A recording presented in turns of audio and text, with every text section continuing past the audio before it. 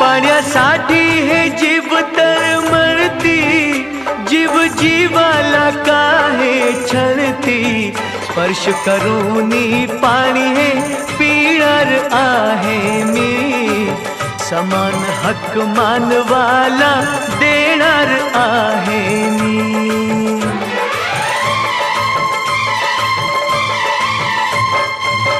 पाऊल पुढचे पुढे टाकणार आहे मी, पाणी चवदार तळ्याचे चाखणार आहे मी, पाणी चवदार तळ्याचे चाखणार आहे मी।